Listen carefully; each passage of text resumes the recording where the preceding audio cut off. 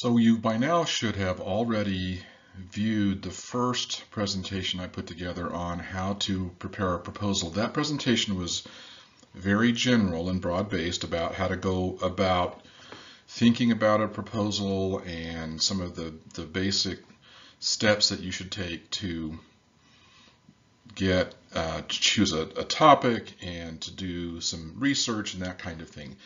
In this presentation, I'm going to go through step by step what the specifics of this assignment include, so that if you have run into questions about the specifics, they should be answered here. This is based on the assignment that I've put together that is in a document on Canvas, so by now you probably have already seen that. So this is just to supplement what's already in there. So I'm going to go through the basic elements and the basic guidelines of how to put this together. If after you've viewed the first presentation, you've viewed this one, you've read the description of the assignment, you still have questions, that's the time to drop me a note, send me an email, text, whatever. So you start by just explaining the background, and this is not part of the proposal per se. It's to set the stage so that I understand who it is your presentation is for, a little bit about the company or organization or the audience that you have in mind here. So the idea is that it's a proposal that someone is going to have to either approve or reject, and so you're thinking about who those people are, who the organization is, and what kinds of things they need to know in order to fully evaluate your proposal. That's basically the first page, is describe for me and for yourself the audience, the circumstances, that kind of thing. And that's just before you get to the proposal itself.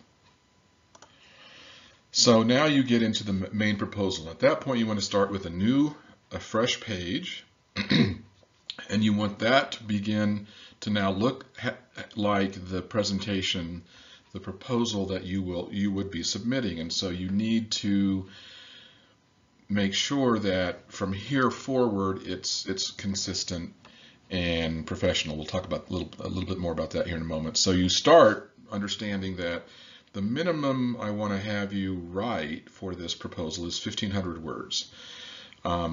Maybe that sounds like a lot. It's really essentially maybe 3 pages of 12-point text on a Word document, so it's not an enormous lift. Hopefully, and we'll talk about this in a moment as well, you'll have some graphs and charts or images of some sort to break up that text to make it a little more inviting. But 1,500 words minimum. If you go beyond that, perfectly fine. Just remember your audience and think about what they will need to be able to fully evaluate your proposal. If 1,500 words won't do it, then go beyond that. So if you hit the 1,500 word limit and I'm reading your proposal and you basically stop, and not limit but minimum, and you basically stop at that point, but I don't have the information that I think would be needed, then that's not going to get the highest score. So, whatever you need to do to get the information in front of that audience and essentially persuade them that your proposal is something that they need to approve. So the minimum is 1,500 words. It doesn't matter to me what kind of format you use. You can use a basic Word format. You can put it together in a Word document that uses whatever format you choose. You can also download a free template from the internet, which is fine. I don't necessarily recommend it, and we'll talk about that here in a moment as well. There are reasons for that it can cause you some trouble. But basically what I want to see is that it's professional, it's consistent from start to finish, it's easily read, it's easily consumed, and it reflects the professionalism and the thought that you have put into it, and the professionalism and the personality of the organization and the audience. So if you have an audience and one of the key members is really likes a lot of detail and prefers words over images, keep that in mind. If you have a mixed audience where there are people who might like a little of both, keep that in mind. If you have someone who is a key decision maker who doesn't like a lot of text, keep that in mind. So that's what I want you to do, but I want to give you the flexibility to put it together the way you see fit. You need to have done the proper research. However, I don't require that you use any kind of academic style like MLA or Chicago or APA, because you're not necessarily putting this proposal together for a class. The idea is you're putting it out to business people, to decision makers, and they may or may not be interested in the specific academic style. The main thing is that you identify your sources in some clear way. So if it's appropriate for your organization to include a works cited at the end of your presentation, which provides the details, if you happen to have someone who may want to go back and then look at those in more detail, okay, perfectly fine. What I'm telling you is I'm not requiring that from you. It is your choice depending on who you are presenting to and what the basics of the proposal are. There are times when a proposal should have a very informal tone to it, and there are times when, I've read proposals, for example, for a department at the lab, INL, and of course, now we're getting into a certain high level, and there are a lot of academics who are reading these proposals, and for those folks, putting it in scientific language and putting it in some kind of academic format is perfectly acceptable. So it's up to you to decide what is appropriate for your audience that you have described on that first backgrounder page. Typically, I recommend that you use conversational business language. What do I mean by that?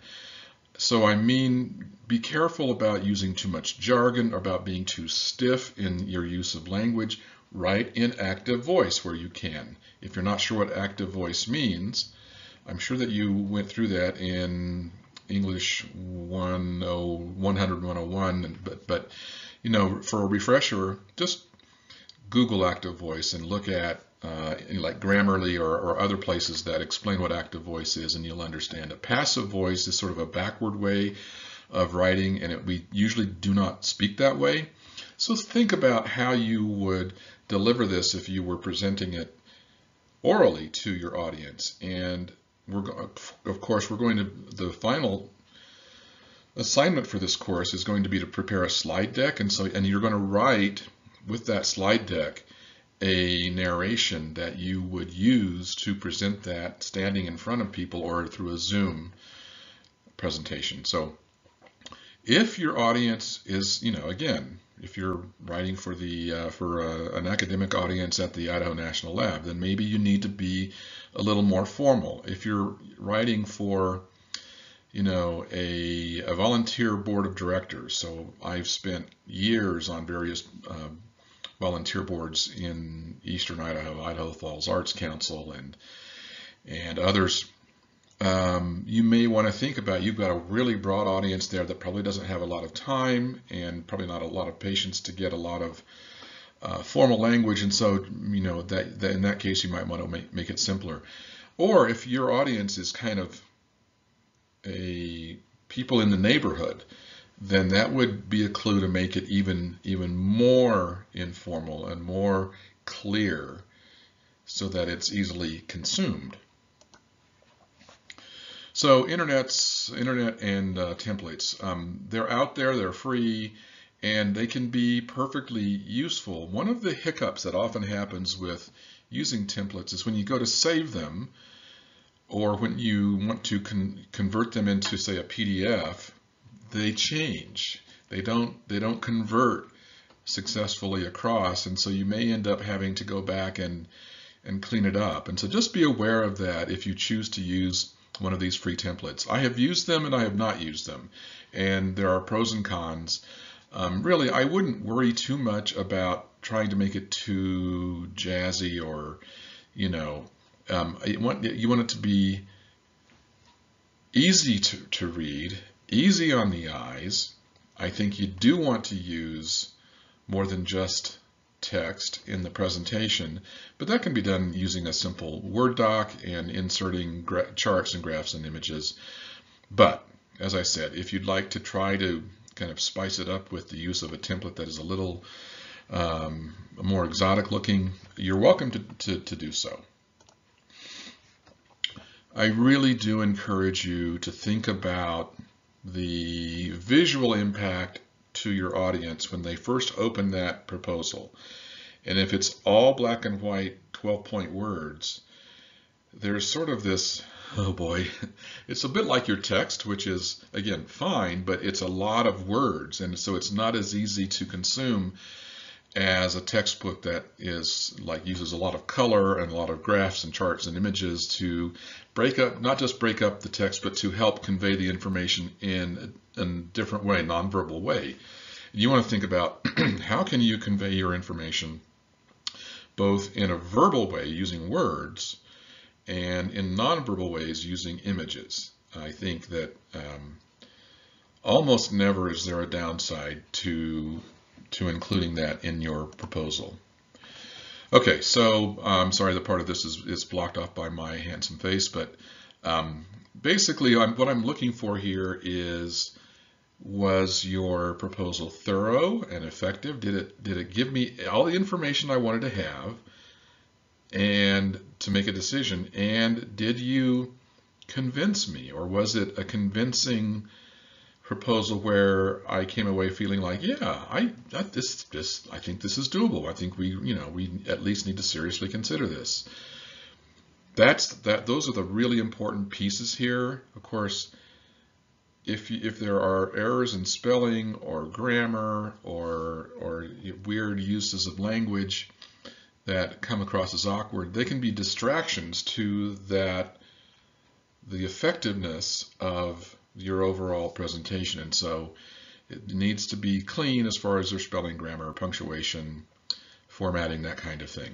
So that's part of the score. So that is a more detailed description of how to work on this proposal. Remember that the topic for this proposal is going to also be your topic for your progress report, which is the third assignment for the class, and for your slide deck, which is the final assignment for the class. So you want to pick something that you're going to be okay living with for the rest of the semester, and that works in the proposal stage and the progress report stage, and can be then converted into a presentation using slides. And I'll go into more detail on the other two as we go forward, but just make sure that you're thinking about that as you're deciding on which topic to choose.